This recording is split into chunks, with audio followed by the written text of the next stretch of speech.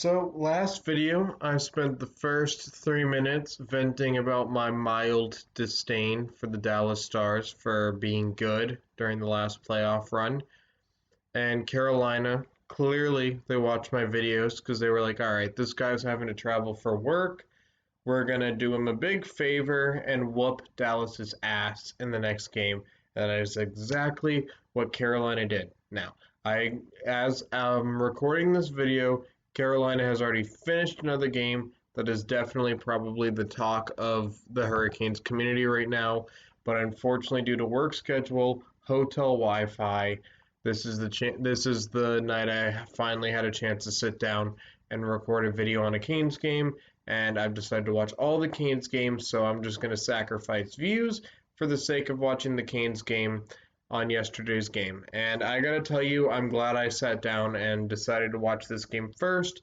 The other Canes game, the one that aired tonight, or when I upload this video, will be up tomorrow, and then I'll be all caught up, and then, don't worry about playoffs. When it comes to playoffs, though, I'm going to schedule my work around the Hurricanes to make sure I can do all my work hours and watch the Canes game, so don't worry about that.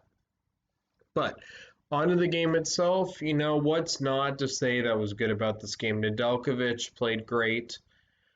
Carolina, the fourth line is overperforming, especially for guys that are call-ups. I think all three of those guys could play on the NHL, but Carolina is such a deep team. You're going to have to send one of them down to the minors, I feel like, after when Brock McGinn comes back, because you can't send McGinn back down to the minors.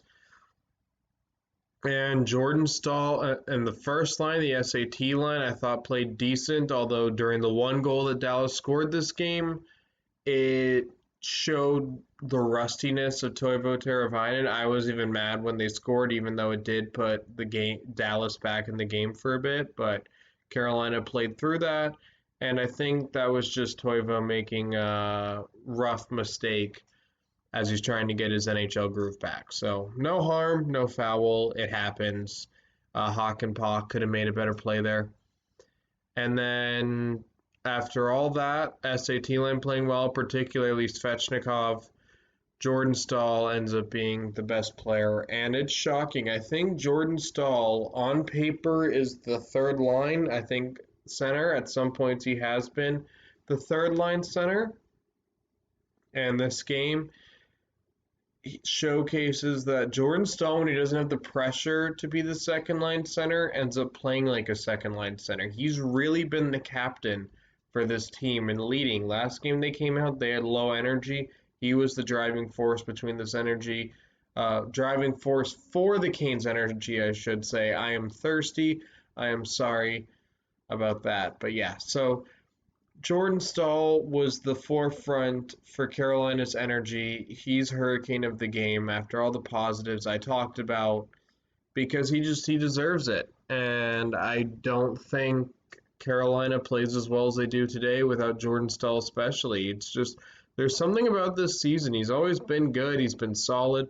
There's something about the season. I don't know if it's less pressure on him to be that second line center, even though he's kind of been the second line center at certain points this season, especially right now, in my opinion, just based on how much ice time he's got and how he's played. And that's not a dig on Trocheck. Trocheck has been unbelievable. And he's really proven me wrong on my initial doubts on acquiring Vincent Trocheck. And he's one of those trades that Don Waddell's made that I criticized and then end up looking like an idiot. So well done to Trocheck for that. But yeah, I think Jordan Stahl's been slightly better throughout the season, though Trocheck has moments where he's really hot. And that's one thing I like about Carolina all season, is when players step up at different points in the season.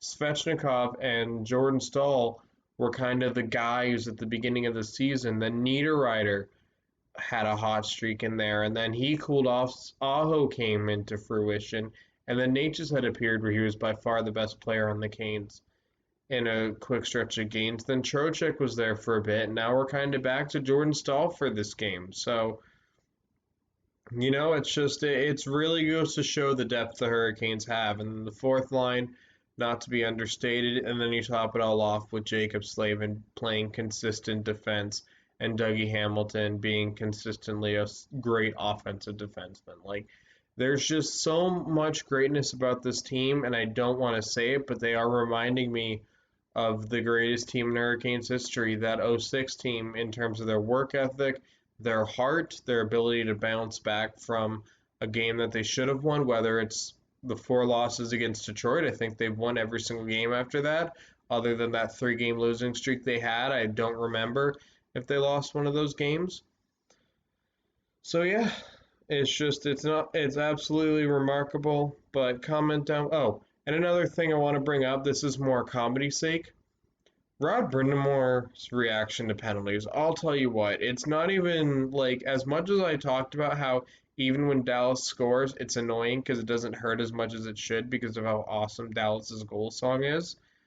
The same can be said for when Carolina takes a penalty and it flashes to Rod Brindamore expressing his disagreement with the call. It's just hilarious how angry he gets and his eyes start sticking out. Like, I love that. And, I mean, and then I'll address another thing. Tom Dundon talked about how he's bringing Brindamore back, and, it's great that he's saying that. That's absolutely what he should be saying. We don't want to, if you guys watch The Last Dance, we don't want a Jerry Krause situation, Phil Jackson situation, for both what they're saying publicly and how the negotiations should go. Speaking of Rod Brindamore, you got to re-sign him, and I'm not going to be, just because of how important Rod Brindamore is to this franchise and its success, I'm not going to be satisfied completely until we get that signed. So that'll be in the back of the mind, but that popped in my head when I was talking about Brindamore. So there's that. But comment down below, what did you guys think about this game? This video's coming up particularly late, but I promise you tomorrow. I know I've kind of sometimes fallen short on what I'm saying, but tomorrow will be Detroit's, and then today's is, well, the Thursday's game. It was just traveling in the hotel makes it really difficult to record these videos. I don't even have great Wi-Fi here, which is why as soon as I moved to Wisconsin, there was a drop-off in the Wi-Fi. I think a lot of it is the Wi-Fi. It takes an hour to upload. So, like it used to be 15 minutes, now it's an hour. That's a big difference in time it takes to make these. But I do it for you guys. I do it to build a Canes community. So comment down below, what did you guys think about this game? Comment how great Jordan Staal is doing, the potential Selke winner himself. If you guys like the content I'm producing on the channel, don't forget to hit like and subscribe. Share the video if you want to help build the Canes community, and with my inconsistent upload schedule right now, I want to get better as the playoffs approach. Click the bell so you know when the next Hurricane review will be up, and I'll see you guys tomorrow for this game's Hurricane review. Or today's Hurricanes game. So thank you. See you guys soon for Detroit.